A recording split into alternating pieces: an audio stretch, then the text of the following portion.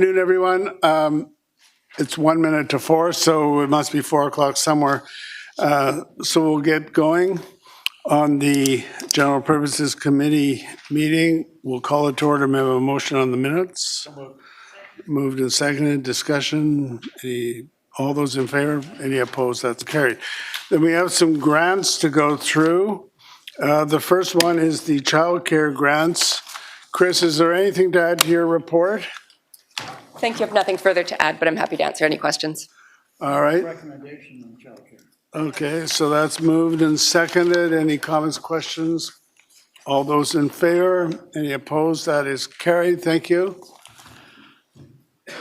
Then we've got health, social, and safety grants.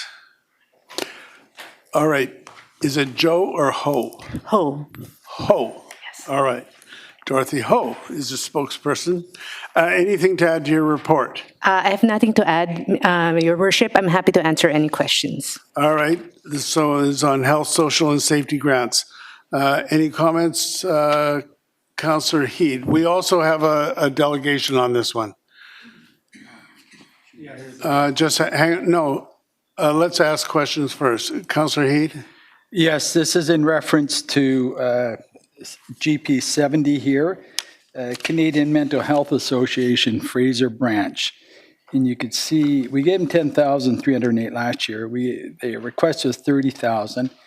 Just some explanation of why we just went with a bit of a lift and back to the 2023 amount that we gave them. Canadian Mental Health, GP 70.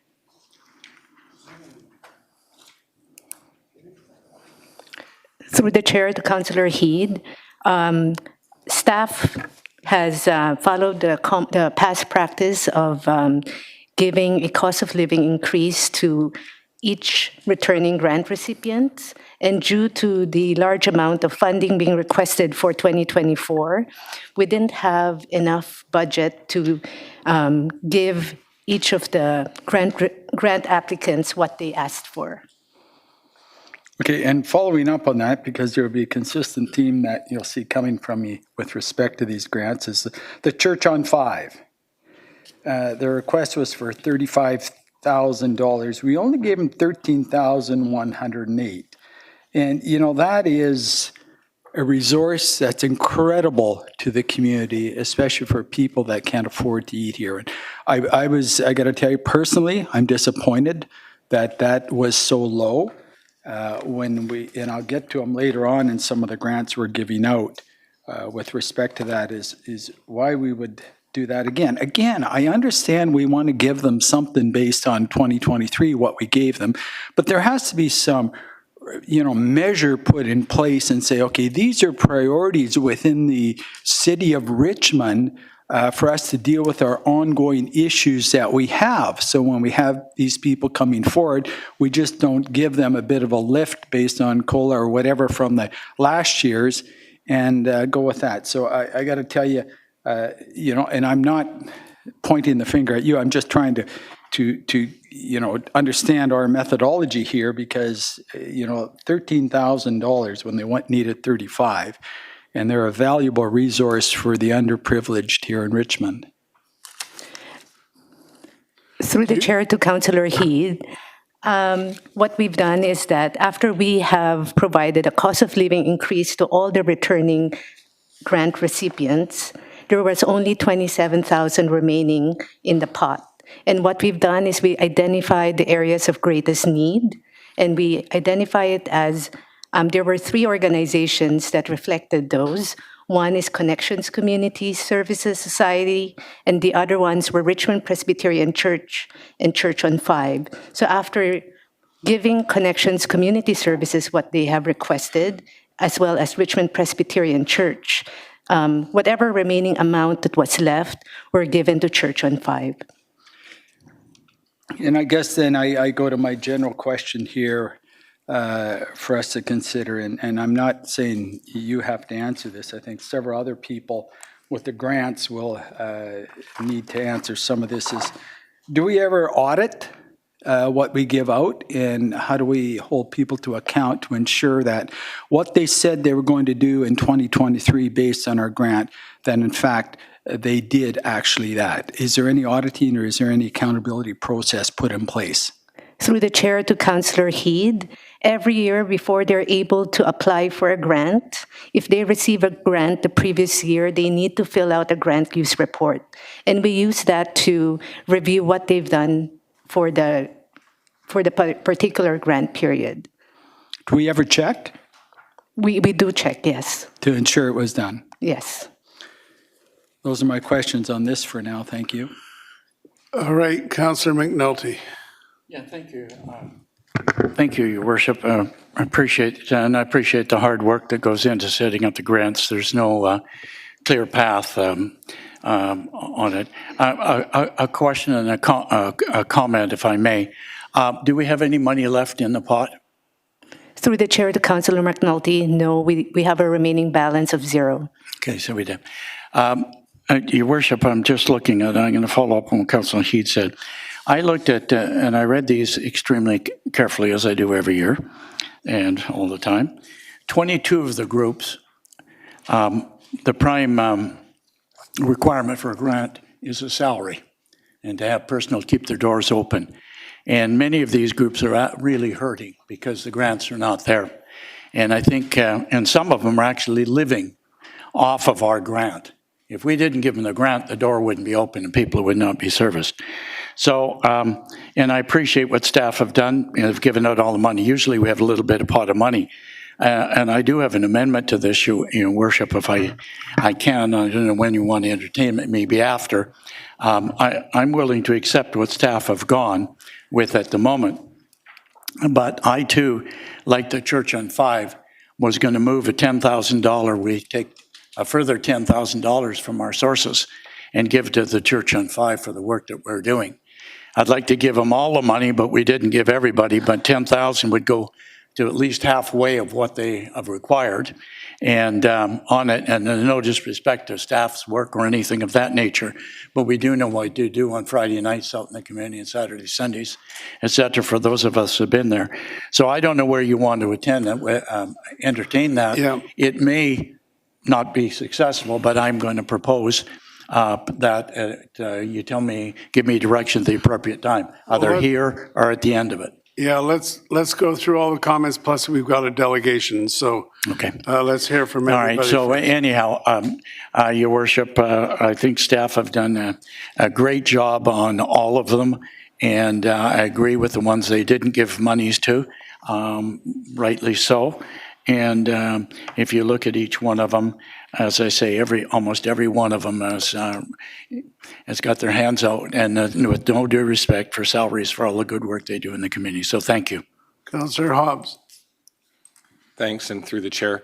Yeah, I want to echo some of the comments we've just heard, and not just in regards to this category, but also with the childhood grants before. I do want to just acknowledge all the work staff has done on this. When you read through the packages and the applications and the criteria, and also the accounting and auditing process that you do before people apply the following year. It's actually a lot of work. And I think also making the selections for who gets how much and perhaps who doesn't get anything this year is stressful and taxing and can be quite exhausting. So I do have just one question. It kind of involves the UBCM grant, the $3.35 million, which expires at the end of March this year, and I think will be essentially depleted by that time. And the question involves kind of two things. If you could comment on how much that source of funding overlaps with the grants that we're talking about today, just in terms of kind of rough figures, or maybe there's no overlap at all.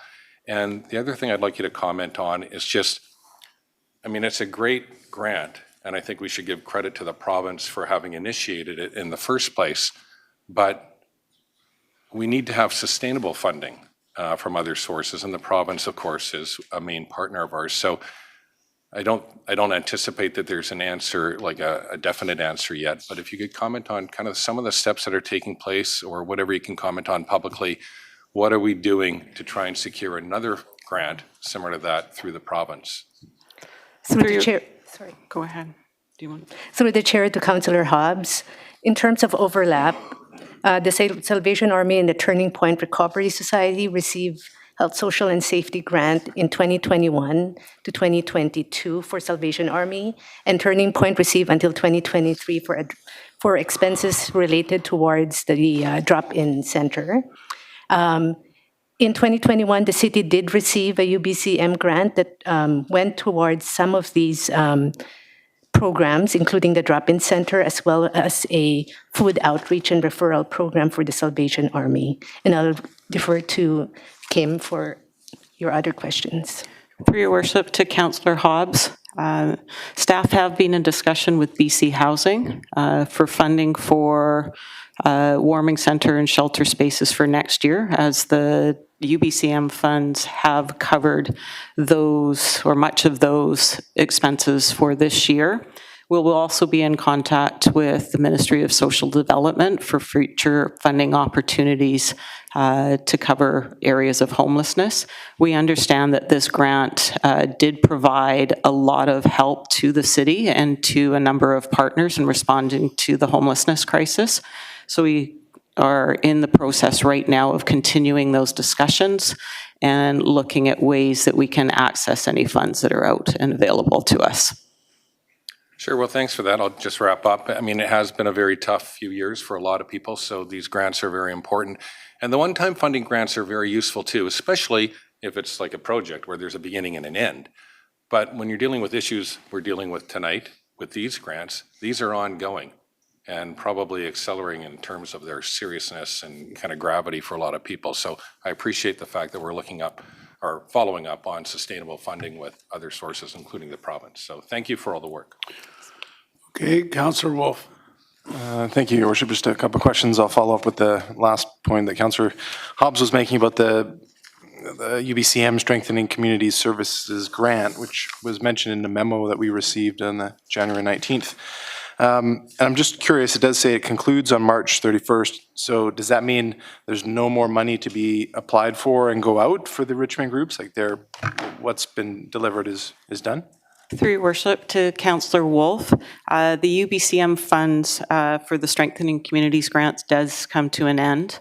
We have been in discussions with UBCM about any further funding opportunities, but we have been reaching out to the province as well. So we will be looking for other opportunities. We have expressed through UBCM that there is a need for ongoing funding. And I believe that as we've gone back to them to reallocate funds over the course of the last 2.5 years, they do understand that there is a need in the communities as well as other communities within the region. So we will continue our discussions with the province to try and negotiate for some ongoing funding to support our homelessness initiatives. Okay, thanks. So my interpretation then is there's no source of funding available left for these groups to apply. So that takes me to my second point, which was also about Church on 5, like Councillor Heed was mentioning, and Councillor McNulty. I am in support of providing more funding for the Church on 5 to set the amount to the dollar and cents that they received last year. It seems inadequate, so I do hope that this. I think the motion coming will look for additional source of funding for that group. I think we all heard the delegation at the council meeting last week that they do incredible work. We have job postings out that would accompany some of that work, but they're not filled yet, and they might not be filled for months. And so we don't want this group to burn out and not have the ability to do the essential work that they're doing. And then finally, my last comment, which I think maybe a bit early here, it was about the Society for Youth Empowerment and Strength, which I think there's a delegate coming to speak, but I'll just make a comment first here. So I did, looking through those, I just did flag that as something I thought could utilize some of the funding from this grant program, and to say that there's none available. When I look at their description of the grant on page 157, 158, I know they're looking for personnel and office rent and mortgage funding, and that's it. And then I look at on the page 159 under their financial assistance from other sources. They do have other sources, but these are small relatively compared to other applicants and their other sources. I guess one question I had about that is it says here on 159 that they're getting a $6,000 from Richmond Foundation, $2,000 from Coast Capital Savings. Do we happen to know the dates on those? Were those to fund this coming year, or was that previous? Through the chair to Councillor Wolf, this funding has to be for this coming year, 2024. Okay. And then and as they've described in there, they're trying to diversify and get more sources of grants. So I would entertain providing some, but I know there's none left in the pot. So I'll see what others say after the delegation, perhaps. Thanks. Councillor Liu. Thank you, Worship, through you. Thank you. And thanks for the report that you provided the other day that highlights the amounts that are going towards serving homeless people directly in our community. And I think it was important to note that 16% of the grants are going to the homeless, and 17% of the ask of all the asks was for homelessness. So in proportion, it's kind of similar. So the amount that was given relative to the amount that was asked, relative to all the amounts that were asked for.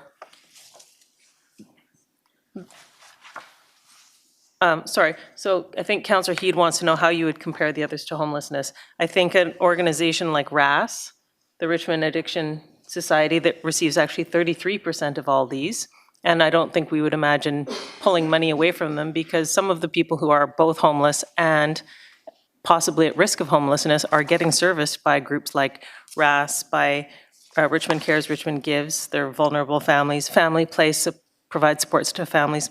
So I think it must be hard to consider how we might reduce some of the other groups if we were to do that, versus where else can we find money, or where else is there funding available in the community, because many of these groups are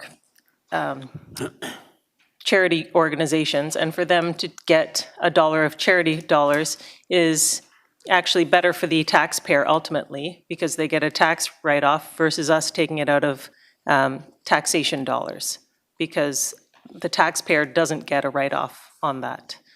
Whereas if you donate to the church that's supporting the homeless, you'll get more money for this.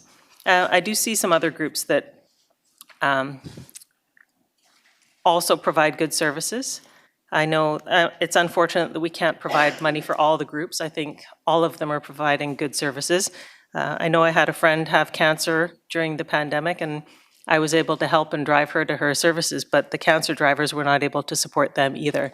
And so we just have to be able to look carefully at the money we do have and give it accordingly. Hopefully we can find some more money for some of the other groups, but thank you for pulling it out and highlighting what we actually are doing in terms of homelessness. Councillor Day. Thank you very much. There's never enough money, but sometimes we've got to find more. And in this particular year, we have to find more. As we know, our homeless count almost doubled. So giving these groups a cost of living is not enough. I mean, they're serving so many people, it's unbelievable. I mean, I look at Church on 5, which has been mentioned many times before, and I mean, they're serving, I think it's 90 people, 90 homeless people every day, not to mention all the people that they're helping with just groceries and what they need to be able to buy food in bulk to save money, and they need to hire a part-time cook to keep this thing afloat. And I want to remind everybody that when we didn't help St. Albans as much as we could have, they burned out. And given that Church on 5 has taken the lead on a lot of this, I think the smart thing to do is to support them so they can support us. So I'll be asking for a motion to increase the funding overall and to give Church on 5 the $35,000 that they asked for, instead of the $13,108.80 that we found room for in the budget. We can afford to do this, and if we don't do this, the repercussions are going to be serious. We can't afford to lose them as a community service. And the other one that I noticed was also feeding a lot of people was the Society of St. Vincent de Paul. They requested $10,000. We are offering them $5,125. They also do 60 takeaway meals, I think every day, and they're out on the street feeding people. So I would like to increase that to the $10,000 that they're asking for. Dollar for dollar, these folks get a lot of food donated. They buy everything they can as cheap as possible, and they stretch that dollar to be like $10. So I think it's in our best interest to support these two organizations in particular, because we have firsthand accounts that they are the ones doing the job. So when the time is right, I'd like to make an motion to increase the St. Paul de Vincent to 10,000 and the Church on 5 to 35,000. Okay, Councillor Glanders. Thank you, Your Worship. Yes, thank you for the report. I think that, you did a great job with the money that you have. It all makes a lot of sense, but I do agree with the other councillors that just given what we know about what some groups are doing in the community and that they need more support, then I'm definitely supportive of increasing the budget by a small amount to give a couple of groups what they're asking for. Because I'm concerned with, since we give the cost of living increases, as Councillor Heed was pointing out, to groups that get it every year, even though we do ask for some sort of accountability every year, but we're not going to take away from groups that have already had it. So it leaves very little room for new groups coming in, and it also leaves very little room for groups that have really stepped up and started enhancing and increasing their responsibilities. But I see that you did actually give the Church on 5 more than just a cost of living increase, anything that was extra you gave to them. So, but I do hope that, and that was all the money that you had to do that with. So I would be supportive of us increasing our budget a little bit to give those two groups that Councillor Day suggested some more money, and also leave room perhaps for Church on 5 to share some of that with the Salvation Army food truck program, because they're not in here. So that's what I'm confused about, because they were asking me how did they apply to do what they do. So, and I know that they all work together. So I'd like to leave a little bit of room for that idea. Well, you can only give out a grant to those that apply, and they've got to apply on time. Mm-hmm. So that is a little limiting. Now, either a question to you or to Jerry Chong. We're talking about the amounts that are available for the grants in the various departments. How do we get to those amounts? The overall amount, and how do we divvy it up? Your Worship, during the budget process, we do allocate the amounts for the grants. In 2024, Council approved $2.78 million in grants. And of that, $2.71 million is towards these grants that you're discussing tonight. The funding source is from the gaming revenues. So you take a amount from the gaming revenues and allocate it annually through the budget process.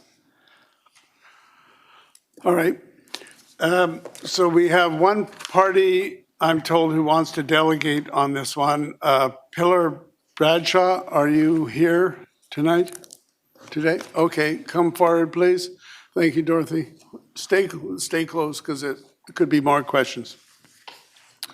Okay, please introduce yourself, and you have 5 minutes. Thank you. Good afternoon, Mayor Brody and councillors. Thanks for giving me the opportunity to speak here today. My name is Pilar Bradshaw, and I am the founder of the nonprofit society Youth Empowerment and Strength. I'm here to respectfully request a reconsideration of the funding decision for our organization. Before delving into the specifics of our appeal, I'd like to take a moment to share with you what we do, the impact that we've witnessed in our community, and the crucial role of partners such as yourself. At Youth Empowerment and Strength, we recognize the modern challenges faced by today's youth. This includes working parents, overworked and exhausted teachers, and limited community program availability. Our initiative at YES strives to bridge this gap through strength training and fitness programs. By offering a barrier-free after-school option for youth ages 13 to 17, we aim to address not only physical well-being, but also prioritize the mental health benefits crucial for the holistic development of the vulnerable youth in Richmond. Since our inception in 2022, we've had the pleasure of collaborating with essential partners such as the RCMP Youth Intervention Program, the Foundry, and various district secondary school counselors, to name a few. These partnerships allow us to integrate our efforts with existing community support structures, creating a more comprehensive and impactful program. As we continue to grow, we face the challenge of serving more youth in the community. With 12 kids in our program now and about six more on our waiting list, we're operating close to our maximum capacity. Our community partners have even more referrals for additional youth on a wait list, underscoring the reality that the demand for our program exceeds our current financial situation. We operate out of an established gym in Stevenson, and we rent space there by the hour. And if we're approved for this grant, the funds will be allocated to hiring more trainers, which will then allow us to take on more kids and make an even greater impact on our community. I'd just like to read two quotes from people that have been through the program and some of the thoughts that they have and how they've been impacted. The first is from a parent whose youth is currently working through our program. I'm very appreciative for the program Pilar has created to help local youth in our community. My child has been going through some hard times and making problematic life decisions. This program is giving her positive skills in physical development with one-on-one coaching and a positive outlet to vent her teen frustrations within a safe space. Pilar is very empathetic and understanding, and she's made a positive connection with my child. I keep telling her to take advantage of this opportunity. And the next quote is from a youth that is also currently in the program. He says, "Before starting with Yes, I was leading a lackluster life. I was disorganized and had too much unproductive free time. Since beginning training with Yes 2 times a week, I have more energy, more ambition, and strength and power. And my nutrition has also improved," which is saying something coming from a teenager. "One of the best things about working with Pilar has been the great conversations, connections, and support that I have been given. For anyone considering joining the program, I say go for it, give it a try, see what you think, and you'll have fun." I appreciate the time that you've all taken to listen to our cause. I'm very passionate about the initiative for youth empowerment and strength and the positive change we can bring to the lives of at-risk youth in Richmond. With your support, we can empower more young individuals and contribute to building a stronger, healthier, and more resilient community. Thank you. Okay, thank you very much. Thank you. We'll excuse you now. And I think that what we should do is let's have a motion as recommended, and then we can go through some amendments to that. So that's moved and seconded. Okay, Councillor McNulty. Yeah, thank you, Worship. I want to make sure I get this right so we understand. I'm going to move a motion, actually prompt 2 motions. I'm going to move a motion that we get increased Church on Five's stipend from $13,300 to $25,000, which may be an increase of 12, and that we give $2,500 to Empowering at Your Risk Youth Strength, because there's actually a duplication. Excuse me. I'm going to suggest we take these amendments one by one. One at a time. Okay, I'll stay with the Church on Five. We know they're the leaders and whatnot, and I'd like to take that money, Your Worship, not from increasing grants. Staff have done a good job. We're not going to interfere with what they've done.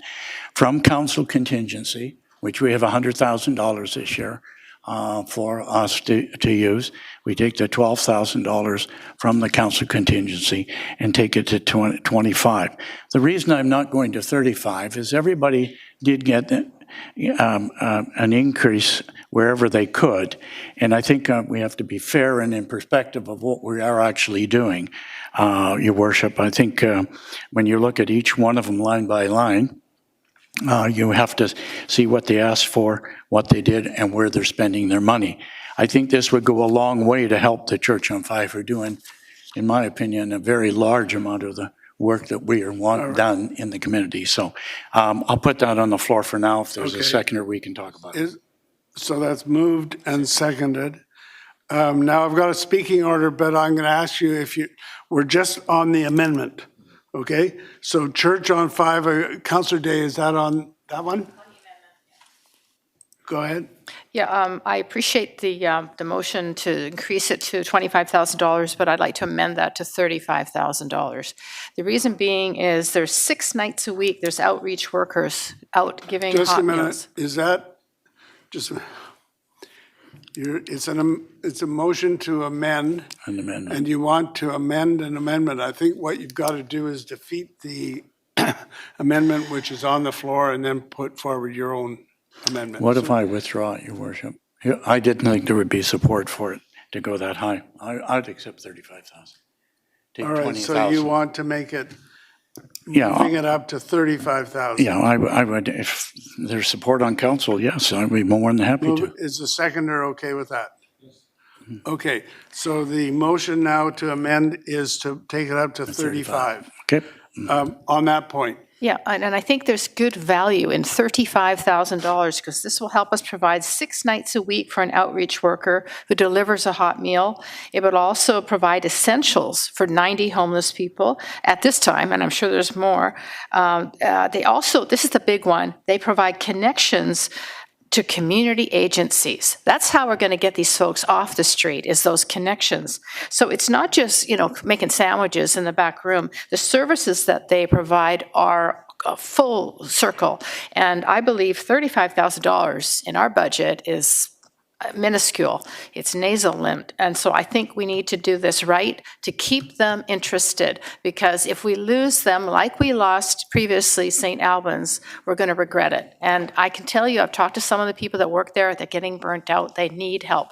And this part-time cook will go a long ways to filling the work needed. And I think it's money extremely well spent. I think we'll get 10 times in value by going to $35,000. Councillor Glanders, are you not on the amendment? So that's all I have for the amendment. So I'll call the question on the amendment. All those in favor? Any opposed? That is carried. Now, Councillor McNulty, you had a second one? Yeah, thank you, Worship. The youth, one, empowering youth and strength training, it only at the moment involves 24 individuals, but I think it's something that could have legs on. Well, so what's I'm your going to motion? move that we take a further $2,500, I think they asked for $5,000, $2,500 from council contingency to give them All a right. grant. Is it seconded? So that's moved and seconded. Councillor Glanders, is that on this one? Go ahead then. Thank you, because I have a question to staff about a similar thing to this, and I'm just curious. I just want to thank the delegation for coming out to speak, and yes, staff, if you could come down. Yeah, I agree that that the initiative is fantastic to keep at-risk youth focused on something. I'm really passionate about that as well, so thanks for the delegation bringing that forward, and for Councillor McNulty for bringing this amendment. So on GP 70, there's the Connections Community Services Society. They hadn't applied for a grant before, I take it, because it says NA. So they had a request this year for a very specific number, 14,03920, and we're giving them exactly what they asked for. I'm not exactly clear what this group does. Are you on the amendment? Yeah. Which is for the youth? Because I'm just wondering how this one got full funding and the other one didn't, and just what the difference is between them? Because they look like they do sort of similar things, but what's the demographic difference? Through the chair to Councillor Glanders, Connections Community Services is the only Indigenous, Richmond-based organization that serves the Indigenous community in Richmond. Okay. So they've received funding in 2021 and 2022 for roughly around the same amount. They didn't apply in 2023, and they applied again in 2024. Okay, that makes sense. Thank you. Yeah, so I definitely support Councillor McNulty's $2,500 for the youth empowerment and strength. I hope that goes a long way to help build the program, and then we could look at more next year. All right, Councillor Wolf, on the amendment? Yes, it is. I probably vote for it, unless I hear other opposition or support for giving them the 4,000 that they've requested, not just 2,500. That's what I'd be in support of, especially after hearing from the delegate. I know this is just offered in one location and should be replicated in all of our geographic areas. And I know this is not on the exact item, but we did receive data on item number, I guess it's part of item number 1, the childcare grants, that does show graphs on the physical well-being, emotional maturity, social competence of our youth. And we do have some areas that are considered very vulnerable in Richmond for our youth. And I would, unless I see no one else is planning to speak, so I'll be in support of this amendment, but would like, maybe they can apply next year and we'll get more for them. Thanks. Okay, I'm going to call the question then on this amendment to give the Society for Youth Empowerment and Strength $2,500. All those in favor? Any opposed? That's carried. So, yeah, Councillor Day, on the main motion. Yeah, I'd like to make one other amendment. This is for the Society of St. Vincent de Paul. They requested $10,000, and we agreed to give them $5,125. I would like to increase that to the $10,000 so that they can serve, they provide meals in the parish area, which is more on the west side of Richmond. Just a minute, is there a motion seconded? Is there a seconder? Okay, so go ahead. Yeah, and this is also, like parishioners contribute cash donations, and they're already giving as much as they can give. And so by simply going to the $10,000, until we can get this homeless situation under control and make sure that everybody has something to eat, then I think we need to do this. And they also give away 60 takeaway meals for just distribution to street entrenched individuals, and they serve 100 sit-down meals per week. And this grant funding will allow for some supplies, but also some salaries. And again, the volunteers can't do it all on their own. So I want to encourage these groups that have come forward to continue coming forward and doing what they're doing because, again, they give us incredible value for the money. So increasing it from $5,125 to $10,000, so that will, give them just a little extra to get the job done.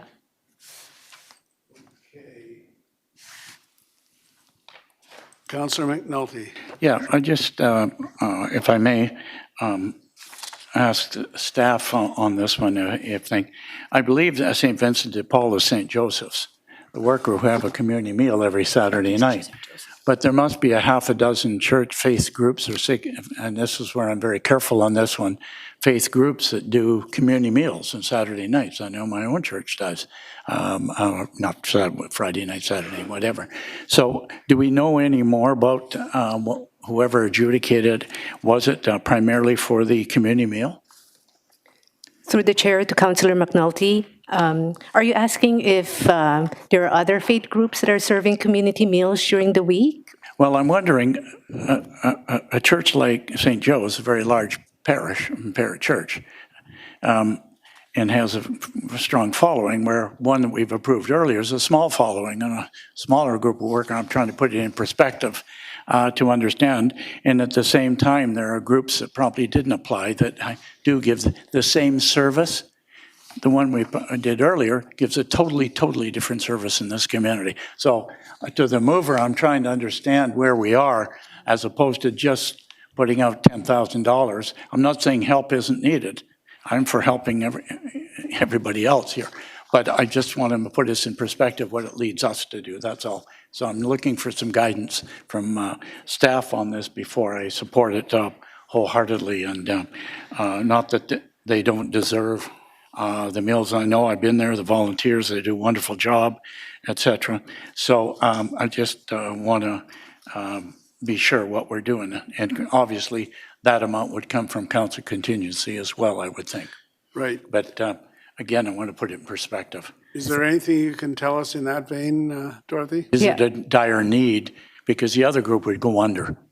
I'm not so sure St. Joe would go under, but they would do, it would hurt.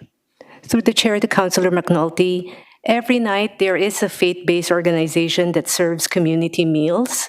Not all of them have applied for a health, social, and safety grant, but each of them roughly serves around 150 to 200 community members a night. And their costs range from what they're asking for, 5 to probably 25,000 for the cost of the meals. So the motion, Your Worship, is to give them $5,000 more. Almost. Yeah. Well, they're already at 5125. Give so them we're- 10. Give them 10. Yep. Councillor Glanders. Sorry, I'm just a little bit confused. This is the Society of St. Vincent de Paul, Vancouver. Is that the same as Mount St. Joseph the Worker? Okay. And I agree with what Councillor McNulty is saying, and just that I know that other groups, like I know that the Salvation Army food truck didn't apply, but we know that they're out there doing it, but they didn't apply. And so then if we max everybody out right now, what I meant about saving room for next year is that if another group applies, then we'd have to increase the budget again. I don't know. I just don't.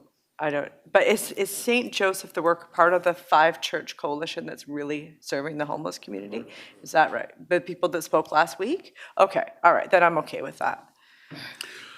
Okay, so on this amendment to go from $51.25 to $10,000 for St. Joe, all those in favor? Any opposed? That's carried. Now, I don't see anybody else wanting to speak, so we're now back on the main motion as amended, and I'll call the question. All those in favor? Any opposed? That is carried. Now, it just it occurred to me that I should have dealt with this at the very beginning of the meeting. We have a couple of items to add to the agenda. One is the Sheraton Hotel matter. Secondly, we want to add as number 8, the snow report. So can I have a motion? Motion to, on the agenda according. So that's moved and seconded. All those in favor, opposed, carried. Okay, that brings us to the environmental enhancement grants. Emily Sargent.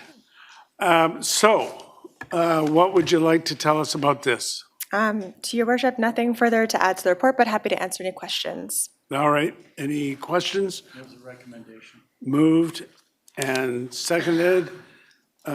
Councillor McNulty. Yeah, thank you. Through you to staff.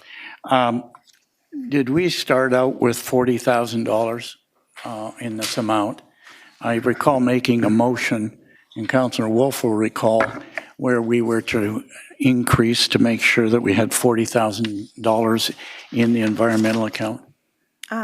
Through Your Worship to Councillor McNulty, no, to my knowledge, the 37,303 was all we had. I would think maybe go back and check that we did make a commitment that we would encourage environmental, and if it's not there, I'd like to know so I can make that. What you've done is a good job. I like to see what's happening here.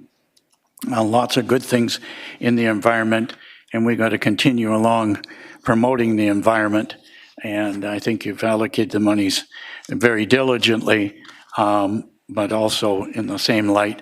I thought we were trying to increase it because when we started this, it was a smaller amount, and I think we're trying to increase it in this area. All right, can you check on that? Take it under advisement. Yeah, check on that, because whatever we pass tonight goes to council next week anyway, so. So I'm with the recommendation. So no, it's already on the floor. Councillor Wolf. Yeah, thank you. Just to, I think, clarify what was requested there from Councillor McNulty, I think it's on page 184. We have the table 1 that shows the requested amounts and total budget. And this stream of grants is the newest of compared to all the other ones we'll be discussing. So I think it is accurate. We're okay today. We started with meeting the recommended funding of $35,000, and it has been going up these 3 years as it is today. And so yeah, I'm fine with it. I did just have one question around the individual applicants. I know that was a new feature that was brought on. Well, not really brought on later, it was just identified as kind of being split. You could be an individual and apply up to the 500. And just seeing that there was only 2 individuals, like, If I could, I'd apply to lots of things individually myself. I'm just, are we not reaching out to the groups? Are we advertising more to the nonprofit side and maybe need to find another stream to encourage individuals to apply? Through your chair to Councillor Wolf, we did advertise to all marketing streams that we could, like the news releases, on social media, to past and previous applicants. Unfortunately, just the 2 applied this year, but we could definitely look at other ways in the future. Okay, well, yeah, I look forward to that Make Today Greener workshop on page 312. Okay, thank you very much. All right, we'll call the question then on the motion. All those in favor? Any opposed? That's carried. Brings us to the parks. Now. Yes. To the chair, I have nothing further to add to the report, but I'm happy to answer any questions. Councillor Liu. I'll recuse myself from this because I'm on the board of Kidsport. Well, why don't, Or we can, there's no motion yet. Why don't we just segment out Kidsport? okay, thanks. And you can be here for the balance. So, Councillor McNulty. Thank you, Worship. I'm going to support everything here. I just want to make sure that Council has an update on it. I think it's a very judicious amount of money is going to sport, recreation, et cetera. And that was, if Council recall, last year, we severed off $5,000 for Richmond Sports Council to have on it. And just to give a notice of motion, even though it is a brand new fund, it is starting to get well subscribed. Sorry, we're not going to discuss Kidsport now. We're going to, I know it's part of this, but we're going to take a motion without Kidsport. All right. Councillor Liu will excuse herself, and then we'll talk about Kidsport specifically. Well, it wasn't about Kidsport, but anyhow, I want to talk about that particular fund. Okay. So, Councillor Heed. Yes, thank you. I have a general question for the GM of Finance. When we develop these pots for grants, is there any ability to move the money from one pot to another pot to subsidize what we would call another grant? Through your worship to Councillor Heed, the amounts are established, they have been established based on past funding requests. So as you see, based on the reports, they're all oversubscribed. So to move it from one pot to another, then you're just it'll be at the detriment to one group or another. And this is the point I'm getting to, and I want to thank Parks for doing a good job in these grants. I thought you guys did a very good job. But I do have a bit of bee in my bonnet right now, and it relates to, number one, the Canadian International Drag Boat Festival. If you look at this particular organization for one event, their total revenue is $2,609,345. That's incredible. And although we only authorized $4,000 to them, I got to tell you, I'm kind of concerned as to why, for some organization that has the ability to bring in corporate sponsors, such as Freshco, an organization that occupies a great part of Stevenson, which is fantastic. Don't take me wrong here. The economic value of that, I understand that. They have a beer garden. They have food trucks. They have all of that, yet we're still giving them $4,000. Give me some explanation as to why we would do that for such a relatively, in my own words, rich organization. Through the chair to Councillor Heed, for the Canadian International Dragon Boat Festival Society, a large portion of their expenses is allocated towards the registration and the dragon boat sports itself. So what they do is they charge the both the vendors of the local marketplace as well as the registrants that compete in the festival. The cultural aspect in terms of the public viewing, the recreation and entertainment, whether there's arts and crafts for youth and children, those activities are available to the public for free. So based on that, we allocated a portion of funding, or we recommended a small grant in order to help subsidize or help flesh out their entertainment portion. So it's not allocated particularly for the sports venue aspect of it. And just a comment, it's certainly not directed towards you, but a comment that we could, albeit it's only $4,000, but $4,000 to an organization for one event that has a budget of $2,609,000. I just don't see the reality that we would be able to do something that, or certainly from, again, my point of view, of why we would do that. I'd rather give that $4,000 to some youth program or something of that nature. But you did do a great job on that. But that's my commentary about giving $4,000 to an organization for one event that has a budget of $2,600,000. Just before we go to our next speaker, on that point, it's GP 334, where we talk about the budget of $2.2 million or $2.6 million. Is that for this event alone, or is that the society's budget for all the events that they undertake? To the chair, the $2 million is their complete operating budget. So they do run other Dragon Boat festivals outside of Richmond as well. The operating grant is, however, the application is for the Richmond Festival itself. Yeah, so the proposed city grant use of $4,000 for personnel, volunteer support, and supplies of $2,500, and honoraria of $5,000, so $15,000. That's for the event itself here in Richmond, as opposed, they're probably the group that does the dragon boats in Falls Creek and various other places, is my guess. Am I right in saying that? To the chair, that is correct. Okay. Okay, Councillor Rao. Yes, Your Worship, I would like to ask a question on... Here, pull it in the mic. Oh, I want to ask a question on the number 8 on the list. The Cosm floor hockey? Yes, the floor hockey group. Now, I turn to page 328. It's mentioned that the 3 new groups applied this year, and this is one of them. And the other 2 groups got some money, but not this group.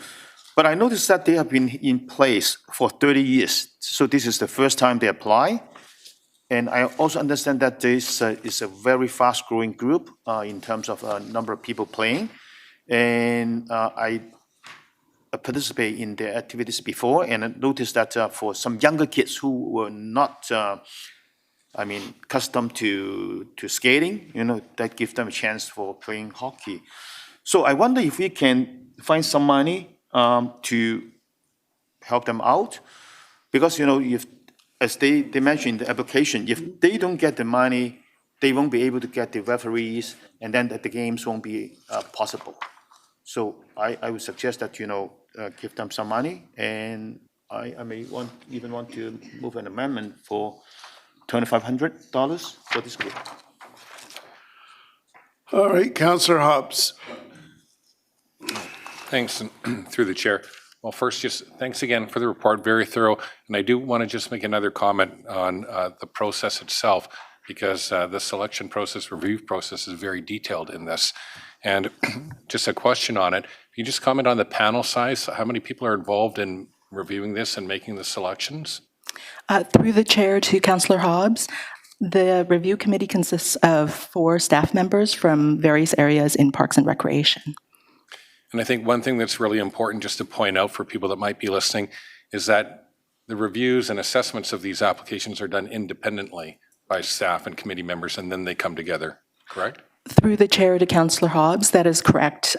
Each application is independently assessed by 3 committee members based on the criteria listed on GP 383, which are based on the grant guidelines. The committee then meets as a whole to discuss the scores, context, and other relevant information and form a consensus on recommendations. Yeah, I really like that. I like the independence of it, and I think it lends to a more kind of substantial, verifiable, transparent result. So that's good. And just one question I have, though. I mean, I support the recommendations that we have before us in the report. But one question is, when you do have unsuccessful groups, for whatever reason, it's not always just because we run out of money. Sometimes there could be issues with their application. What do we do in terms of feedback, coaching them, teachable moments so they can improve perhaps their application for the next year? Through the chair to Councillor Hobbs, we do send out all applicants, both successful and not, letters indicating both the decision as well as the reasons or rationale behind the decision. We also do contact the groups directly to liaise with them and let them know if they have any questions, or if they're interested also in next year's application, to work with them on what they need to fill out their applications or provide more context. Yeah, that's great too, because writing applications and grants and everything is an art and a skill, and I think people can learn from the feedback they get. So thanks for doing that too. Councillor McNulty? Yeah, thank you, Your Worship. Just a couple of I am going to support giving a smaller amount to the cause and floor hockey. I think council members have to go to these events to see how well subscribed they are when you see hundreds and hundreds of boys and girls playing on a Saturday and a Sunday at Burnett School. So those have been there. The other thing too, Your Worship, I'm going to follow up on my colleague Councillor Heed's comment about the Dragon Boat Festival. I've been to every one basically that's down there, and I think most council members have. How much do we know how much money the city puts into this thing in kind? I must see staff members down there the whole time, answering questions, taking me around, offering to take me out on the boat. And I kind of wonder how much we're putting forward, because the Dragon Boat Festival is its own business. And it's a business. Make no bones about it. We're contributing to salaries and what have you. Somebody's getting paid big money to take this Dragon Boat tour around wherever it goes, and very successful. And you just got to go to the volunteer area and have a look at, I don't know a group that treats its volunteers any better, food-wise, drink-wise, than any other group. So I have a feeling, as Councillor Heed, why they're back on the trough again, to be quite frank with you, knowing what we do. Do they pay for our facility? Do they pay for our parking? Through the chair to Councillor McNulty, to answer your first question, in-kind support, we're not aware of any support through the City of Richmond in an in-kind way. Regarding the facility, I'm not sure. I'll have to check into that and get back to you. Well, I'll have to ask the staff members when I see them down there if they're on duty or not. I think you should go to the boat festival. It's a great event, don't get me wrong. The cause, the money, etc. But when we're also trying to do it, I think there's some fundamental principles here on it in terms of trying to, now you can't walk on the walkway down there when the boat festival, there are hundreds and hundreds of people, which is great. Fantastic event. It's a carnival unto itself, and watching on the water and everything that's done. But from number 1 road to, I'm not sure what it is, English Avenue or whatever it is, or Brunswick, you on the waterfront, you can't get near it because there's people there. So anyhow, we'll see what comes. I'll see what Councillor Heed offers on it, because that's his shtick on it. But I will support, Your Worship, probably $2,000 to cause them hockey. Councillor Galanders. Thank you, Your Worship. I'm just listening to the discussion, and the Cosm hockey jumped out at me as well. I think it's important because they're, they offer a hockey that's not as expensive as ice hockey, where you don't need equipment, and the fees are very low. So family, it's really accessible.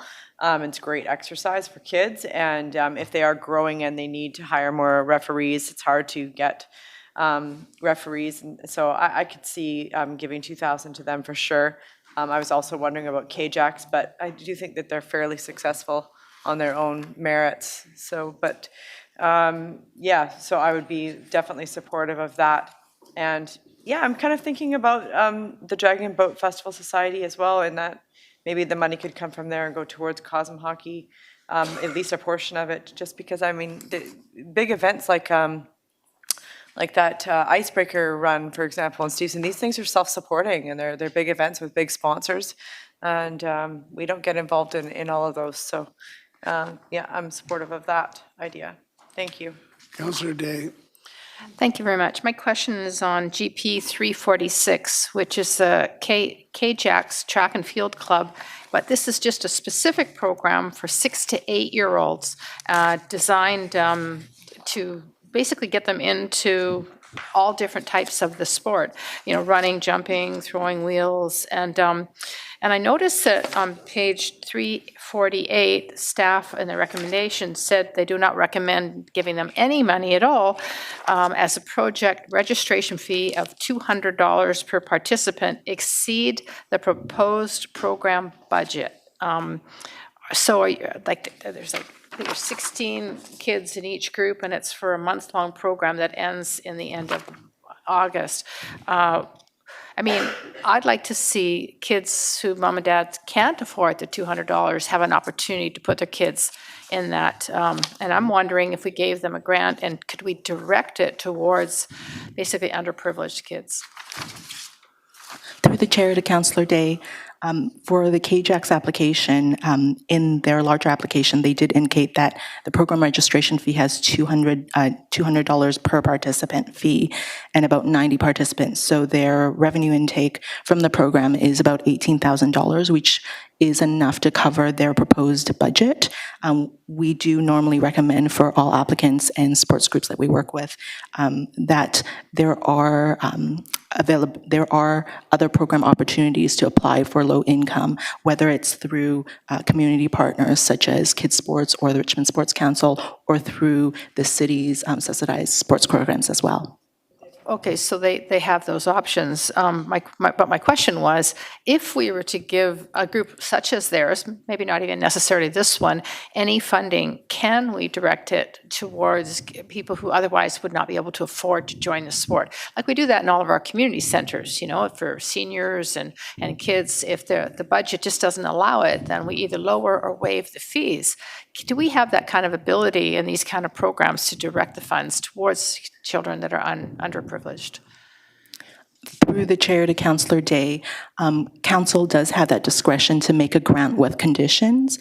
The administration of the program would then depend on the capacity of the grant applicant themselves, if they have the staff as well as the administration system to run that program.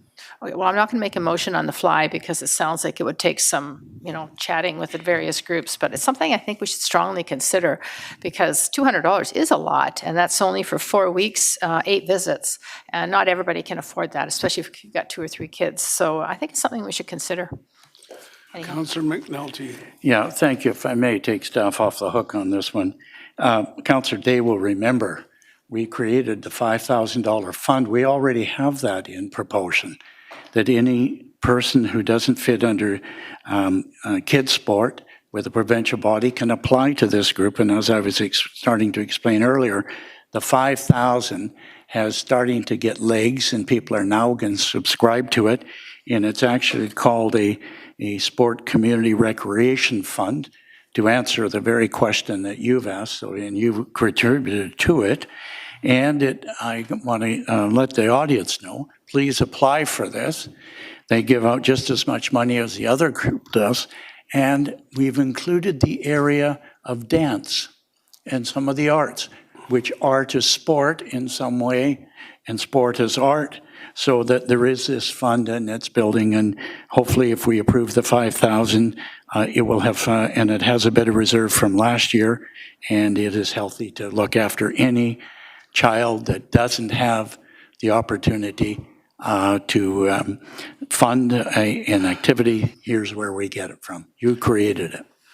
All right, so let's put on the floor, let's get the motion on the floor. It's less $20,000, which is the kids' sport recommendation. So that's moved and seconded. Okay, so on that point, I'm sorry? Oh, here you are. Well, the motion on the floor is we've taken kids' sport out. Oh, that's all we're voting on is taking kids' sport? No, we are, that's the resolution is to. I'd like to make a motion then that we amend the resolution to give $2,000. Well, I'm just getting to this. So this has been moved and seconded. We now have a speaking list. Councillor Au, for your comments or your amendment or whatever you got. Yeah, as I said before, I would like to give the floor hockey group some money. So I see that seems to be $2,000 as appropriate. So I would move amendment $2,000 to the floor hockey group. All right, so that's moved and it's seconded. So on that, did you wish to speak on that amendment or we'll come back to you? Sure, I will. Go ahead. The amendment, is that going to come out of council contingency Well, or are we going to reduce something else? My suggestion is let's find out what we're taking out or in, and then we'll have an amendment to talk about that. Okay. Councillor Heat. I certainly would support the 2,000 going to the cause of hockey, but I'd also support taking the 4,000 away from the Dragon Boat Festival. Well, we'll get to that as an amendment in a second, okay? But the reason, I understand that, the reason I'm bringing that up is because if we're talking about where that 2,000 is going to come from for the floor hockey, that's the only reason I'm bringing it up now. Maybe with that complication, I should go back to, let's see, the mover was Councillor Au. Let's designate a funding source. That would be council contingency? Yeah, council contingency. Okay, so that's part of the motion unless anybody's got a comment on that.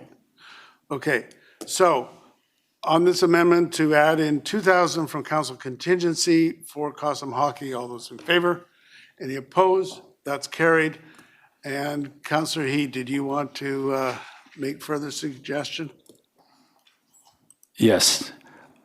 I would like to remove the $4,000 from the Dragon Boat Association and move that into something else or put it back in the pot. Okay, so that's moved and seconded. Councillor Hobbs. Thanks, and through the chair. I understand the rationale. It's a big budget. $4,000 isn't much, and so I understand why the motion has been moved, but I won't be supporting it. I've been to the Dragon Boat Festival every year, seen how it operates. It's very volunteer, labor intensive, and our contribution, as I understand it, goes towards helping support the volunteers. It helps the arts and performers, and a lot of those people are Richmond-based. It is $4,000, which in some respects is a lot of money, but not a lot. And I think the whole idea of the grants is to provide support to the community members and different groups, and not, I wouldn't support taking it away at this stage in the process when it's already gone through a vetting process. So I won't be supporting it, although I understand the rationale, and that might be something we should look at for next year when we go through the process, some of the comments that have been made about the size of the organization and such. Thank you. Councillor Galanders. Thank you. I have a question of staff about this one. So on at the Dragon Boat Festival line there on GP 331, it says there was no grant in 2023. Is that because they didn't do an event in 2023 and we have provided them grants before, or is this the first time we would be giving them a grant? Through the chair to Councillor Galanders, they did actually have an event in 2023, but they did not apply for a city grant. Had they applied before for other events in prior years? Yes, they've applied for a grant for the 2022, and they did run the festival that year as well. Were they successful? Were they given a grant in 2022? Yes, in 2022, they did receive a grant of $3,250. All right.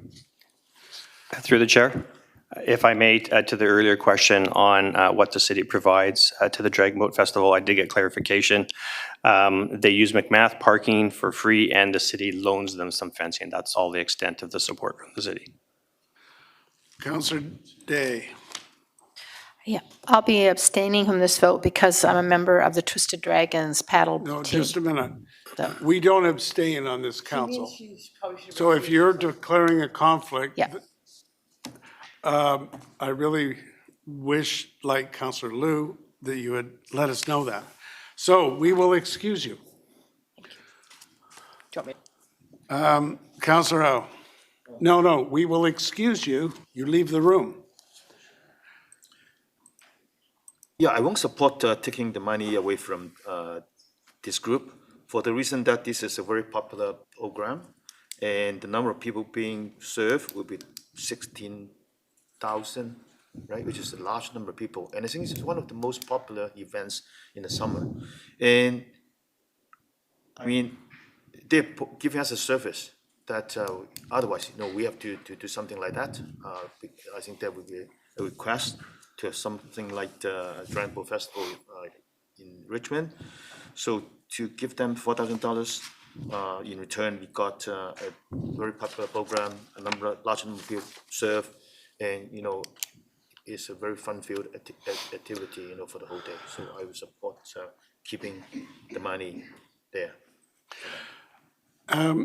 I agree with those comments. I think you look to the Maritime Festival, you look to July 1st, you look to the various other events that we have. We'll spend $50,000, we'll spend $75,000, $100,000 on these events. And this is a fantastic event that people really enjoy, and we're being asked to help out with $4,000. To me, it's just, it cannot be justified to delete this from the list. And so I won't support it. Councillor Heat. It's one further question for clarification. Who pays for the traffic control? Who pays for the policing with regard to this festival? I can speak to that.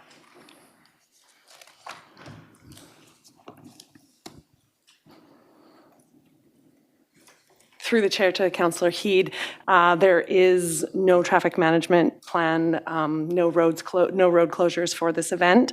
As far as RCMP funding goes, RCMP doesn't charge out events where they have a presence for us. So they're at many events throughout the year and they don't charge us a particular bill for a particular event.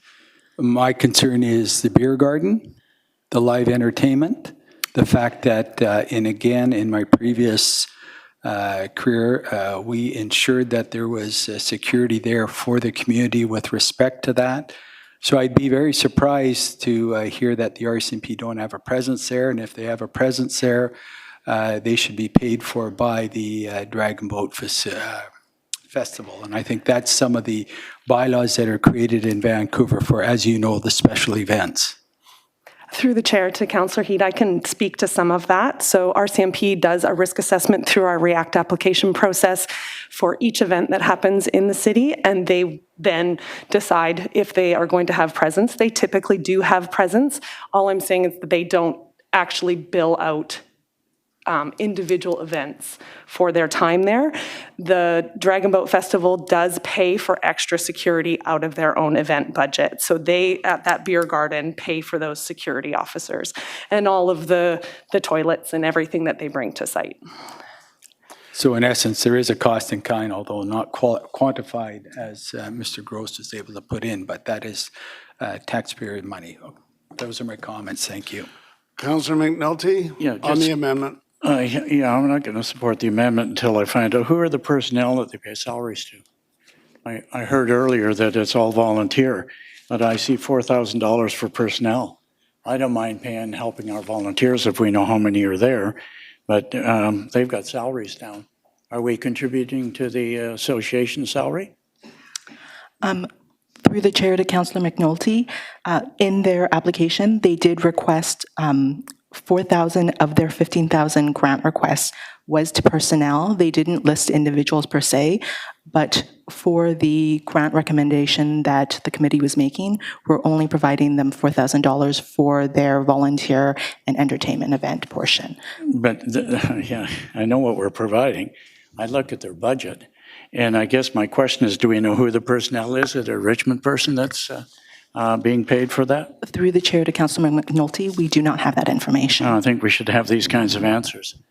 Maybe what we can do, regardless of whether this goes ahead or not, if you could find that out and give us a memo by next week. Yeah, I should think we should hold off on it then until we get those answers. You could, Ms. Harris? Thank you, Mayor Brody. I was just going to suggest we can do some more work with this group and prepare a memo for council to give a more fulsome assessment of their overall operation and how this grant relates to that, and bring that back for you before Monday. And how many Richmond volunteers there are too, Your Worship. I mean, we have to go with what staff have put in the budget and that. And then the supplies, we're paying for supplies. I'd like to know what nature of the supplies are on it as part of their budget. You grant the money on behalf of their budget and what they ask for.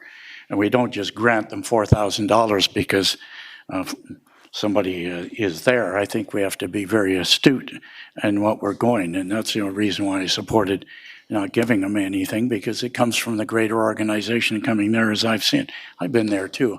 I know what goes on, and I know who goes out in the boats and all the hoopla that goes on. And I think that we're just being very prudent in what we're asking for, as we did with all the others. Thank you. All right, so I'm going to call the question, and then if staff could get us more particulars, regardless of how the vote turns out. So this is, the motion is to delete the $4,000 from the Canadian International Dragon Boat Festival Society. All those, no, we're going to take a vote now, and we can change it next Monday if that's what we wish, regardless of which way it goes. So all those in favor of the deletion? Those opposed? So that is defeated with Councillors Wolf, Au, Liu, Hobbs, and the mayor opposed. So on the, so we're back to the omnibus motion with just the one change, which is the $2,000 from council contingency for Cossum Hockey. I'll call the question. All those in favor? Any opposed? That is carried. Councillor Day, I thought you had a conflict. Maybe you can explain it to me at some later date. It just seems like it's not like I make money paddling, so I just don't think I should vote on taking money away from it, that's all. You don't wish to vote on it? I don't know, you tell me. Okay, we'll talk about it later, but Thank you. anyway, it seems the die is cast on that one. But if you could get us more information for next week, we'd appreciate it, and you know, we can always adjust things. So, just a minute. So we voted on the whole thing, didn't? So now we've got the item of kids sport. Councillor Liu. I will recuse myself as I'm on the board of Kids Sport.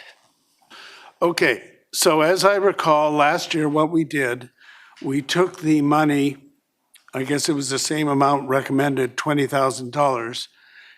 I think we took just a grant to Kids Sport of $15,000 with $5,000 supervised by Sports Council. No? Okay, correct. Mr. Mayor.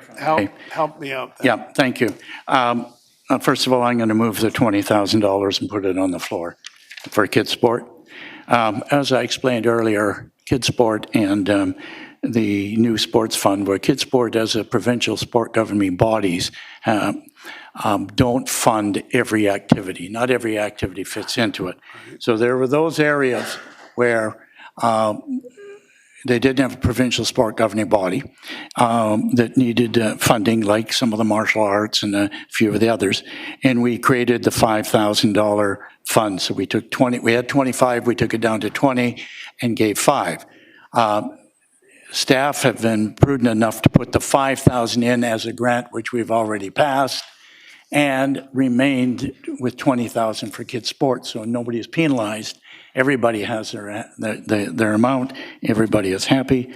And that's why I was very happy to move kids' sport to 20 grand. And those that don't fit in that need, as Councillor Day was worried about people not having an opportunity, they may apply to this $5,000 fund, and there is money available if you cannot afford to go. And there's been no seconder, but I want to clarify this. Where is the $5,000 to which you refer? Right here. It's under Richmond Sports Council number 13. Oh, I see. I see. Yeah. We're looking at number 13 and also number 6. So we have passed the 13. Sports Council one. So this is simply a motion on the 20 grand. On the 20 grand. For kids' sport, period. Period. 20 grand. Got it. Okay. So that's moved and seconded. Any discussion, any further discussion on that? Okay. All those in favor? Any opposed? That is carried. Okay. Good. I think that was different than we did last time. We had 25,000 and we took it out. And it was. Okay. Yeah. So that brings us to the arts and culture. Camiar, what do you want to tell us? Your Worship, nothing further to add, and happy to take questions. Yeah. Okay. I do have. Councillor McNulty? Yeah, thank you very much. I'm really happy to see us invest in the arts in the way we're doing. So I just have it's a procedural question for me. The Textile Art Guild, the Potters Club, there's a grant, they're applying a special project funds for future years, and they didn't have an application. Explain that to us, because is there a pot of money you have? And if not, we'll give you one. Through your worship to Councillor McNulty, because Textile Artists Guild receives the equivalent of what we see as operating support through highly subsidized room rentals at the Richmond Arts Centre, we just, after discussion with them last year, told them that it would be more suited for their projects to move to the project stream as opposed to take money from the operating stream. So it was simply moving them from one stream to the other. You got my vote. Thank you. Thank you. All right. So may I have a motion? So moved. Moved and seconded. Any further discussion? Call the question. All those in favor? Any opposed? That is carried. Brings us, thank you to staff. Those, we know that those are really complicated and difficult, so great job.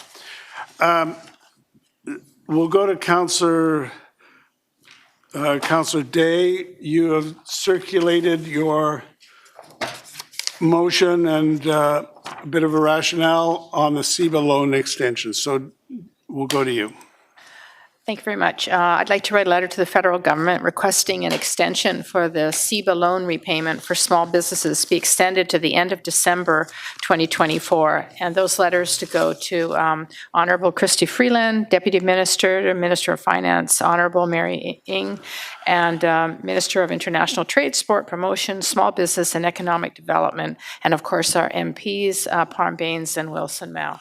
So you're moving that? Yeah. Is it seconded? So it's moved and seconded? Yeah, you know, there's articles in the paper, it's all over the news. There is a bit of a deadline to the final is in March. I would have liked to have done this before now because, of course, we missed one of the deadlines. But there are companies that if they can't afford to pay back the part that they own, they lose the grant. And in many cases, it's $20,000 or $30,000, and that's really tough on small businesses. I know it's a little late to the party, but I think we should write a letter to say that we need to do everything we can to support these small businesses. All right, we'll call the question. All those in favor? Any opposed? That is carried. Then going to the first of the items that were added to the list, to the agenda, just a word of explanation. We had a delegation the other night that talked about the Sheraton Hotel and their job action.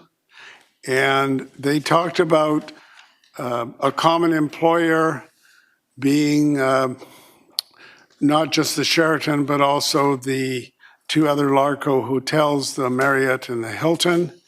The motion that was ultimately made was on the Sheraton. People have commented that they wish it to be extended to the other two. So we'll take a motion if someone wants to move those other two, and then we can have a discussion about it. Councillor Heed.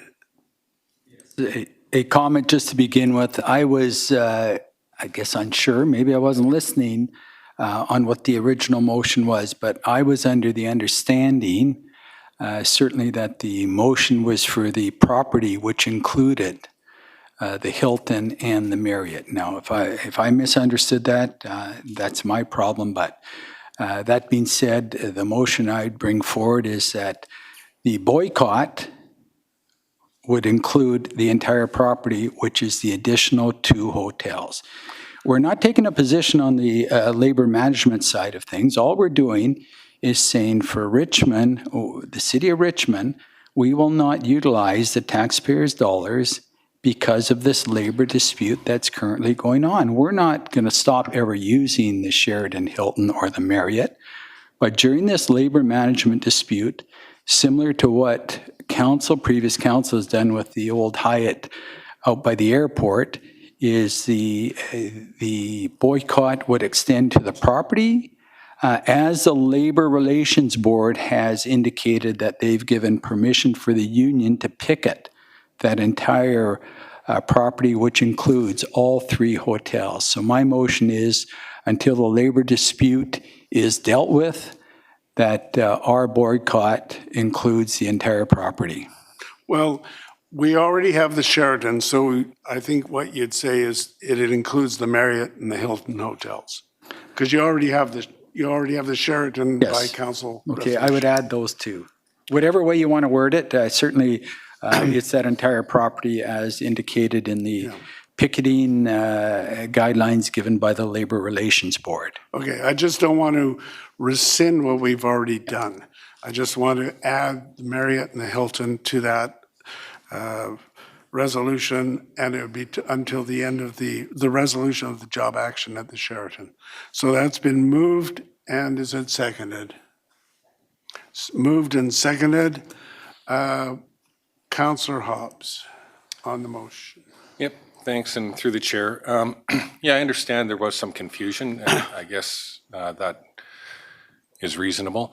I understood when we spoke about it that we were dealing with just the Sheraton, despite the fact that the delegation made a very, emotional and compelling delegation, and they did speak about the three properties, and they did speak about being one owner. But I did take it that we were talking about the one hotel. I'm not going to support officially extending it to the three properties. I understand it's one owner, but it is three separate businesses.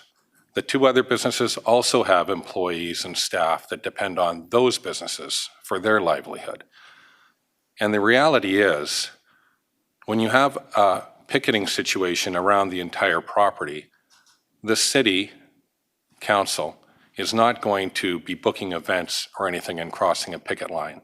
So in effect, that's already in place.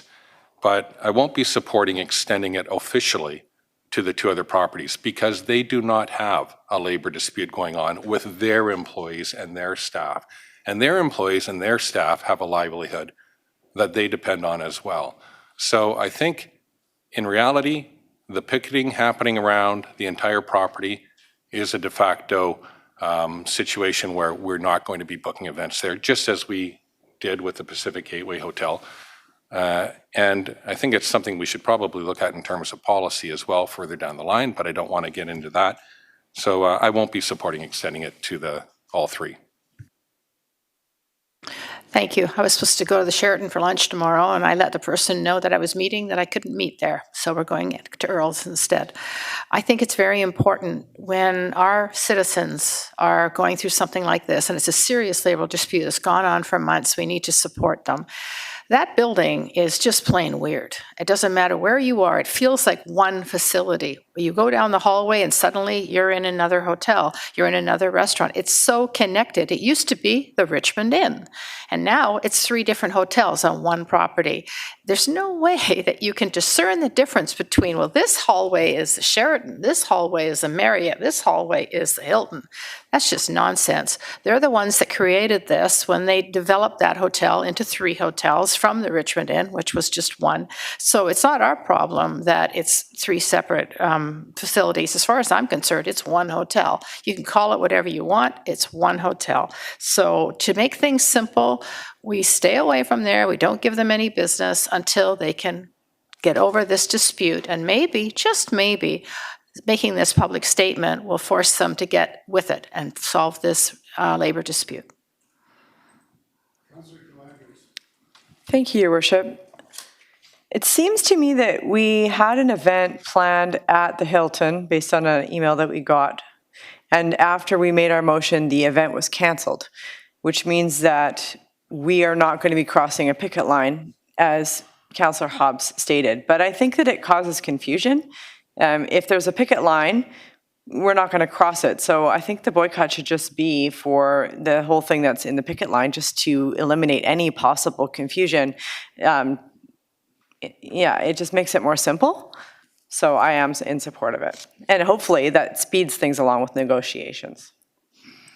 Councillor McNulty. Yeah, thank you, Worship. I am going to support this because...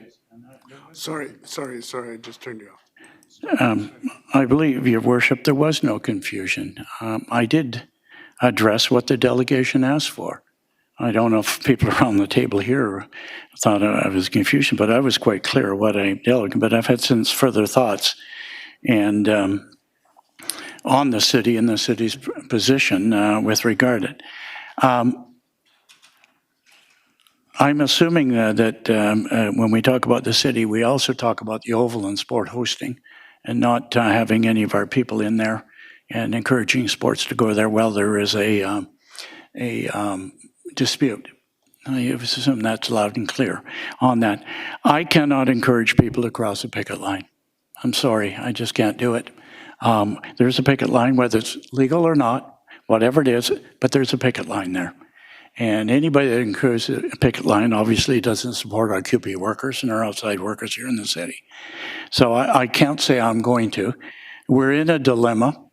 We're only been asked to make an endorsement. We are not going to do business with any of those hotels, but I'm not going to encourage anybody else to go and do it regardless, because there's a picket line there, and on the picket line are many of our Richmond residents, and that is their livelihood. They have the right to protest, and I'm going to support them on it because it's the only thing they have.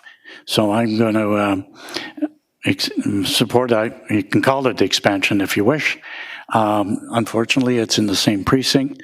It wasn't us that gave him the right to walk around the whole quarter section, so to speak. It was a labor board. So we are only doing what we have to do to protect the city, and that's what I'm going to do. Thank you. Councillor Howe. Yeah, Worship, I would like to have some clarification on the wording of the motion. Now, I understand that the picket line is for the 3 properties. Right. And then we are not going to cross it to respect the picket line. And I think this is different from not doing business with the 2 other hotels or, getting involved in a dispute. The wording of the original motion, which I can dig out if need be, in fact, I think I will, it refers to a boycott of the Sheraton. Let's get, the City of Richmond provides support to the Sheraton Airport Hotel workers by not doing any business with the Sheraton Airport Hotel. That's the wording of it. So it would be the same thing, provide support to the hotel workers by not doing business with the Marriott or the Hilton. That's okay. What it's. But in essence, we are not crossing the picket line, right? We respect the picket line in place. Well, I guess it's how you look at it. I think the idea is that by booking something by the city, that would entail people crossing the picket line when that event happens, whatever it is. Right, okay. So, yeah, I can accept that, I mean, we don't book anything there because we respect the picket line. Right. That's different from, okay, we get actively involved in the labor dispute. So we don't take a stand, but, Right. the fact that we respect the picket line, which is already in place. All right. From my point of view, the delegation that came and spoke to us says that the fault is all that of management, why they have this job action. I think if you hear from management on that, they have quite a different version of that. And secondly, we talk about the hallways. These hallways aren't interconnected. The hotels, I guess, are connected through the parkade, but I don't think that they are connected any other way. But I basically agree with what Councillor Hobbs says about it. This is a dispute. The union dispute is for the Sheraton. If that same company owned a hotel downtown, I don't think we'd say we would boycott that, say downtown Vancouver or elsewhere in Richmond. It just so happens that they're in the same place. So I'm not going to support this, but I can certainly understand your rationale. Councillor Heat. Just to sum up, Mayor, thank you. And, I agree with your analogy. If it was happening in a hotel outside of the property, the fact remains the Labor Relations Board gave permission to the union to picket the entire property. Mayor, for example, your state of the state of Richmond address is at a different hotel. It's not at the Hilton, it's not at the Marriott. Yeah, and it's not under any picket line. So, again, we're not getting involved in the labor management dispute. We're just boycotting it and saying, until you guys get your ducks in a row and straighten this out, Richmond's not going to do any business with you. Thank you. All right. Okay, let's call the question then. All those in favor? Those opposed?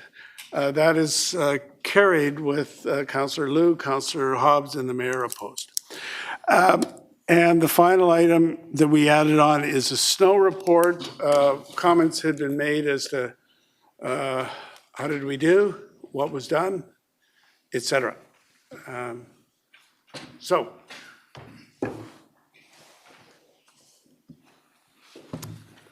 Thank you, Mr. Chair. I'll give a brief overview, and of course, Larry Ford is the manager responsible, and he can fill in the blanks and address any questions that you have.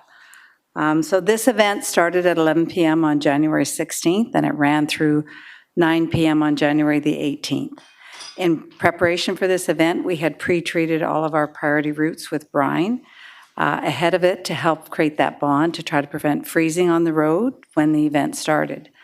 We started all hands on deck with 24/7 shifts running from January 16th at 10 p.m. through January 19th at 10 a.m., so ahead of and after the event. We had full deployment of all of our 12 large dump trucks with plows on the front, focusing on the major arterials, and we had the 5 one-ton dump trucks with plows as well, servicing the city core, city parking lots, and emergency hotspots. We had 33.2 centimeters of snow, which fell during this event, and 27.4 centimeters of that all happened on January 17th alone. So it was a lot of snow in the one day. It's the most amount in a single day in January in 52 years. Our trucks overall serviced 13,717 lane kilometers. We also had 37 crews servicing various bus stops throughout the city. Our salt and brine supply was adequate. We had recently increased our salt supply from 450 tons to 900 tons, and our brine capacity from 115,000 liters to 140,000 liters. Our garbage and recycling services were impacted. Garbage collection did complete, recycling completed as well, but was delayed by a day. We did have to defer Wednesday and Thursday collection for organics to this week just because of the difficulties for the garbage and recycling crews navigating the side streets. After the snow event, our crews transitioned to catch basin clearing to help with the melt of the snow and the rain coming to help that avoid localized flooding. Our staff worked very hard throughout that event. We had everybody from truck drivers to road staff to mechanics working 24/7, and I'd really like to acknowledge all of their hard work and dedication during this event. Thank you. Just one small thing, and the significance of this event should not be overlooked. Since 1937, this was the 7th largest single-day snowfall that happened. It was significant.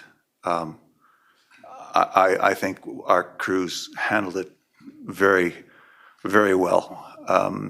The response was we were prepared, we were on the road, located at key spots, ready for when the snow started, and we worked through the end till the snow stopped, past the snow, when the snow stopped. Okay. Oops, there. Thank you. We've got a couple of questions. Councillor Heed. Yes, I don't remember the snowfall in 1937. Councillor McNulty may remember it, but I certainly don't. But I got to admit, the priority routes, you guys did an absolutely fantastic job. And, you know, my hat's off to your employees and the work that they did. The priority routes were the best I've ever seen them in the Lower Mainland over my lifetime. So well done on that. But I do have some issues with some of the non-priority routes, because I can tell you, we could have raised our tax rate to 12, 13%, and I wouldn't get more inundated with anything more than I did from people with the fact that we didn't do some of the other routes. Classify them as, side roads, whatever we want to classify them as. Or subdivisions or something of that nature.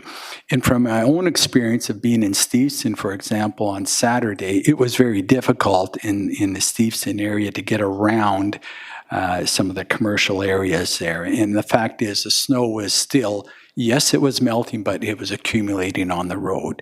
So part of the discussion is with respect to, I understand there was a decision made to take the blades off the trucks at 7 o'clock Friday morning. What was the rationale with respect to that versus trying to get those trucks in some of the other areas to clear the pathway, whether it's someone that's, going to be in a wheelchair or someone that's trying to get across some of the roadways? Through the chair to Councillor Heed,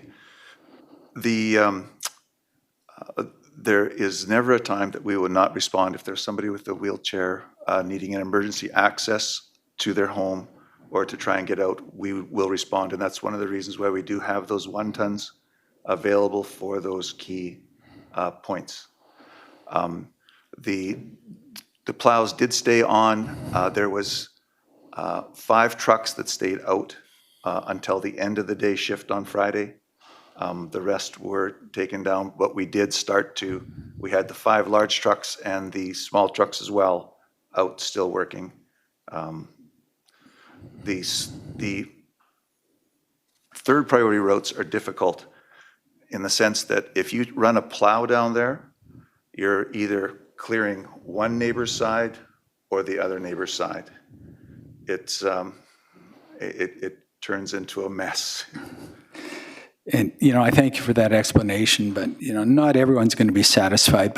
And I guess the comment I'll just make is maybe we need to, yes, the priority routes, absolutely, but maybe we need to kind of figure out a way how we can do some of those secondary routes a little better if, in fact, 2037, we get another snowfall like this. I'll be long gone. McNulty might be around, though. Thank you. You might not be, but I will. Councillor Hobbs. Thanks, and through the chair. Well, first of all, thanks for being here and thanks for the report. And I just want to echo what Councillor Heed said too. And just compliments and thanks to the staff who were out there 24/7 in some pretty tough conditions. I thought that the roads were handled very well. I'm glad they didn't come down my side street because exactly that would happen with my driveway. I'd have to do it again, and that would be hard. I just want to make a comment too. Yeah, it's hard to make everybody happy in this situation because it's such an unusually high amount of snow in a short time period. And the truth of the matter is, it's hard for Richmond to have the amount of equipment and staff on hand to remove the kind of snow that Edmonton or Winnipeg gets. So that's always the balance we have to try to strive for, is what's enough equipment to handle the very unusual snowfalls when maybe the next year we don't get any. So I think when you balance all that off, I just think staff did a really remarkable job, and there were challenges in different areas, but I just want to say thank you, and thanks for the hard work. Councillor Wolf. Thank you. Through the chair, just a couple observations I've had with the snowfall. One is, excuse me, the routes along provincial jurisdiction area, like overpass, for example, one on Westminster Highway out in Hamilton, where people get off one bus and then want to connect to a different bus stop. It was our plow, or whoever plowed Westminster Highway, I assume us, threw all the snow up on the sidewalk, and very blind corner, lots of bus users early in the morning were walking on the road coming towards the traffic. But it's, yeah, it was, I thought that was the most hazardous result of this, where the snow was and where the people were going, to stay away from it. The second observation I wanted to share was where a lot of plowing occurred on private property. Many of those piles ended up being right beside a ditch, and you could see today where many of those piles have melted substantially away. There's a lot of garbage that was pushed with the snow, and that's draining itself into the ditches along River Road. It was where I noted a number of examples today in between 6 Road and 8 Road. But anyhow, those. Other than that, I thought our roads were terrific. Echo the previous comments. Thanks. Councillor Liu. Thank you, Worship, through you to staff. Thank you for all the work that you did. Just out of curiosity, when the kids all went back to school on Friday, a number of the paths getting to the schools, and some of them are shared city and school property, and some are just school property. I know in my neighborhood, none of those were plowed on either piece, but I'm just wondering, is there an ability to get it done?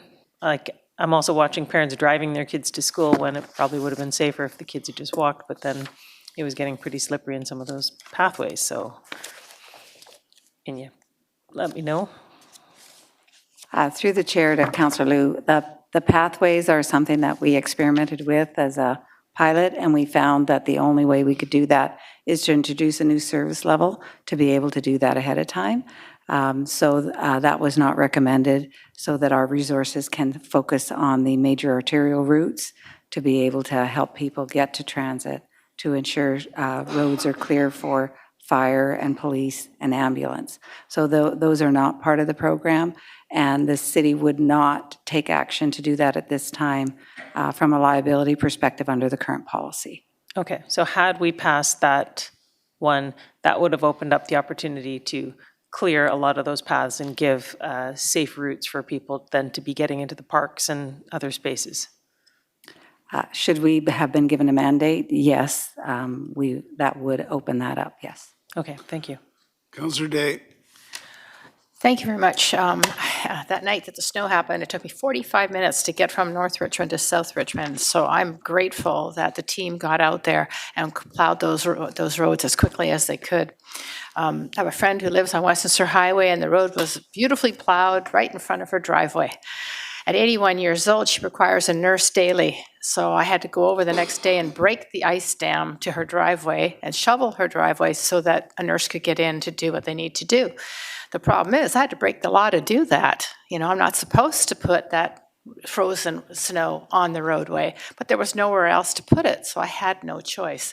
And of course, trucks and buses came by and they dispersed all that ice. But what is a person to do if there is nowhere to put that ice snow?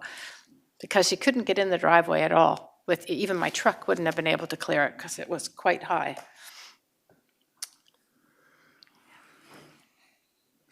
Why don't you talk about that after, okay? Yeah, well, Okay, that bears a longer, you can I'm not the have only that one. chat. no, I'm sure. Councillor Glanders. Thank you, Your Worship. I will also echo, I think you guys, we do a great job in Richmond. I was stuck in the ice on the really cold night, the Thursday before the snowfall, and I had to drive, and I was in a municipality somewhere between New West and Vancouver that has lower taxes than us. And all the roads were a pure ice sheet, and there was a car in the ditch every 20 feet. It was terrifying. And then I got to Richmond, and it was like, nicely brined roads. So thank you. When it comes to the snowfall, much to what Councillor Liu was saying, in my neighborhood, for example, we don't have sidewalks in the Mons there. And so there isn't anywhere for anybody to walk that's snow-free because an owner isn't required to shovel the sidewalk because there isn't one. And when the snow started to melt and there was like the ruts from some wheels and then a crusty, it would just catch your car and you feel you're just gonna slide and hit another car. You could slide and hit a pedestrian. A pedestrian would have to walk in one of the road tracks to get, say, to the school once the school was open. So I was just wondering, I didn't know what motion Councillor Liu was referring to, that if we had passed, we would have had this, but if that was that something you brought up last year? Part of the budget process this year? Last year? So maybe if this could come up, as I'm sure it will, we can be reminded that maybe we want to look at, once all the arterial roads are done, can we do a pass-through, at least in the neighborhoods that don't have sidewalks, that have schools, and just make sure there are some clear, maybe we want to do a bit of side street action, because it just isn't safe, and it took days and days and days for it to go away. Didn't we have a couple of reports that went to Public Works that talked about the priorities of where we're going to be plowing? Your Worship, yes, we did. So it would have to be part of that. It would have to be part of that. In a case where we are contacted through our 24-hour Public Works dispatch that there is a safety concern, that is why Mr. Ford and his crews have the 1-ton dumps out, so we can address priority safety problems where those calls come in. John Irving, you had something to add? Thank you, Your Worship. Yeah, just to add to that too, when we did do the pilot on the multi-use pathways, one of the key learnings was that even applying a resource and getting out there even multiple times a day would be very, very difficult to actually achieve a safe condition on the pathway, removing the snow and keeping it ice-free. So when you look at this event last week, when we have our full fleet out on the arterial priority roads, they're pretty much hitting every lane once every 6 to 8 hours. So within a 24-hour period, you're passing over that road 3 times, sometimes even 4 times.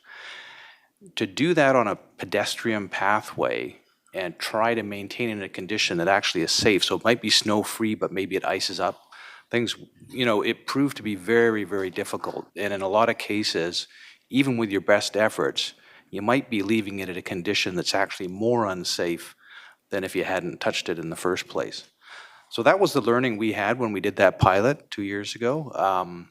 So it is very challenging, and to actually achieve a safer condition for pedestrians on a general basis, I think would be incredibly resource intensive, and hence the recommendation not to go that path. But certainly in any given individual circumstance, you recognize in these events, it's never great for everybody, and there's always going to be circumstances which are going to warrant action that might not be entirely consistent with our bylaws or what have you.